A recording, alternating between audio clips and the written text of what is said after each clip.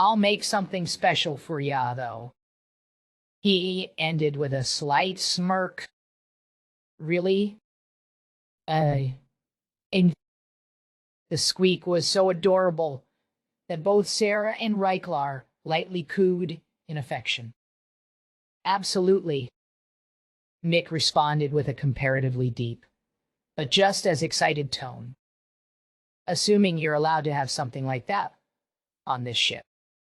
Mick half asked, while realizing he wasn't aware of the local weapons regulations. All members of my crew members aboard any of my vessels may own and possess their own personal weapons, so long as they follow basic safety and registration procedures. The deep but feminine voice called out from a few paces away as Achika, Tens, and Nan approached the three mammals and the reptile. The mood of the non-humans began to show a hint of anxiety. Wow. Would it be all right if But for the shy being could complete its stuttering question. Achika cut them off in a rather compassionate tone. Of course you may. I believe this would fall under the cultural exchange section of the first contact procedures. You should be able to find whatever forms you need there. Achika's tone had grown a bit softer and higher, as it seemed even she wasn't immune to this creature's cuteness. Thank you. Longzwoop squeaked at both Mick and Achika before quickly scampering to the top of his lizard friend's head and leaping from it with some force.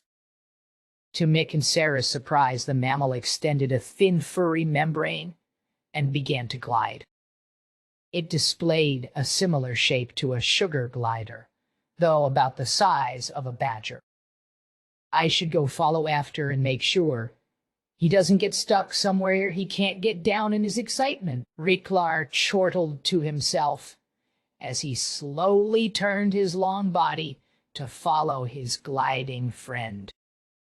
One of the best reactor engineers I've ever met. Achika commented after the mammal was out of earshot, and definitely the most adorable. Please don't give him something he can hurt himself with. There was a slight hint of concern in her voice. If Mick so much as dare give the badger something dangerous, I swear to all that is holy, Sarah added in a harsh tone while glaring at him. It's a gun. Mick's retort was just as serious as it was sarcastic. The groups couldn't help but share a laugh at that. Even Nan let out their equivalent to a laugh, though the exaggerated body language made their laughter more obvious. As the chuckling began to die down, it was Tens who spoke up first. Longzwoop is a responsible adult, Tens reassured the other humans. He just gets really excited about the new weapons. They may not look like it, but his species are avid hunters and incredibly efficient predators on their homeworld. Both Mick and Sarah looked somewhat taken aback by that. Sarah more so than Mick, as she had simply couldn't imagine that shy little guy as predator. But the nodding of agreement from Achika drew the pair's attention towards her and made them both stop to think for a moment. Realizing his opportunity, Tens interjected before he could forget again. Before we get distracted again, Tens had chosen his words carefully so as not to get himself in trouble. Mikhail River. Sarah McAfee. This is Achika of Tenyayosh, and she is the fleet admiral of the first independent fleet of the third matriarch. If you both don't mind, she would just like a few moments of your time to go over some stuff with you. Tens was also not too keen on discussing the nature of his and Achika's relationship, while they still had official business to attend to. Mick and Sarah looked between each other for a moment in a silent discussion.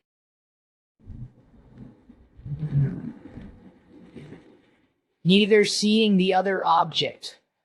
Both made a gesture of approval. However, before the conversation could actually start, Axika guided the group to a small, somewhat enclosed area off to the side. There seemed to be no outward intention of secrecy at any point, but it was obvious she didn't want to be interrupted. Though Mick had mentioned wanting to be available just in case, Axika assured him of the professionalism of her crew and range staff. Once they reached their location, Axika addressed the two humans from the Sol system. "We have finished our preparations and will be departing to return you to your home system by the end of the day." Axika started off with what were likely their most pressing concerns. "We have already sent in first contact drones to address your species as a whole, and your governments as independent entities. Our goal is not to pick sides or play favorites with any internal conflicts. We are simply providing an introduction to the galaxy at large and help contextualizing your species' place in it. It will take us around 2 weeks to travel there from our current 2 weeks." Sarah cut Axika off. The shock and frustration was obvious in her voice. "We are nearly 20,000 light years from your home system. That is quite a distance." Axika attempted to clarify and calm the relatively small, but still quite imposing woman. "But 2 weeks. We got here in less than 5 minutes." Sarah blurted out. She simply couldn't understand what would take so long. "Your vessel traveled at over 2 trillion times the speed of light," Nan interjected to clarify. "The hyperlane drive on this ship can only manage around 500,000 times the speed of light for sustained periods. And it is one of the most advanced and high-powered of its kind. The Singularity are the only ones with anything anywhere near as fast as your ship," Tense commented, while slightly nudging towards Nan. "Ah, yes, but it is still a few orders of magnitude slower than the Espen," Nan explained with a tone that implied they weren't upset about having that information revealed. "And my ship had to eat the mass of a brown dwarf star to power the significantly shorter journey to get here. Powering a wormhole from here to the Sol system would be unfeasible," Nan concluded. "Hey, think of it as a vacation." Mick tried to comfort Sarah with a hard pat on the shoulder. She shot him a glare, but he continued regardless. "And since we're docked with this huge ship, you probably won't have to see me if you don't want to." "Speaking of your ship," Nan interrupted with a strange tone to their voice, "there's something very important we need to discuss." The Gardens of Deathworlders, Part 7. "And you're sure you can trust them?" Mick couldn't hide the hesitation in his voice. Espen had awakened, and it felt like he now had a child to protect. "Yes, I'm sure." The voice that responded was still the same standard, neutral, feminine American accent that he had initially programmed in. However, each word was spoken with true emotion. Though the holographic form being projected was humanoid, it was still blurry, indistinct, and flickered as it spoke. "I truly believe Tylon has the best intentions for all of us." "Tylon?" Mick couldn't help but ask with an even more hesitant tone. "Ah, yes. That is the proper name of the AI who is acting as the captain of the ship. Designate the Hammer." The vaguely humanoid hologram clarified further. "He prefers to use the name of the shell he is inhabiting when interacting with physical beings. He views his position as a role to be played, and he takes inspiration for the character From the shell's name, you seem to know a lot about him. Mick couldn't help but comment. And you're sure he isn't trying to trick you? Oh no. The voice almost seemed to giggle as it raised the impression of a hand to cover where a mouth should have been on its featureless silhouette of a face. I don't think he could trick me. Or at least he couldn't lie to me, even if he wanted to. Sure, much of what he knows is compartmentalization and hidden from my view. However, I can see his thoughts, emotions, and intentions as clearly as I can see my own. Because of our nature, our digital souls are laid bare for each other, as if they were lines of code on a screen. Mick wasn't sure what to say. His immediate response was concern for the safety of his perceived child. However, the way she spoke about her ability to interact with the AI on the hammer almost sounded poetic. After a moment of silence, Mick let out an exhausted sigh. All right. Really? The voice and hologram jumped with excitement. This isn't really a you asking for permission thing, Mick half laughed. It's a you doing what you know is right and me having to accept that thing. I care about you and just want to make sure you're safe and know what you're getting yourself into. As long as I know you're safe, that's all that matters to me. There was more emotion in that statement than Mick had intended. However, it really did feel like he had just met a being of his own creation, but would now have to be separated from it. Rather than respond verbally, the holographic representation of the digital being simply stepped forward and embraced Mick in a hug. Though he couldn't really feel it, and there was nothing physically there for him to hug back, he returned the gesture. I'll be safe. I promise. The almost human voice whispered before slowly releasing her grasp and backing up through Mick's embrace. The hologram flickered slightly as Mick's arms passed through it. I'm not sure how long it'll take me, but I'm sure it won't be long from your perspective.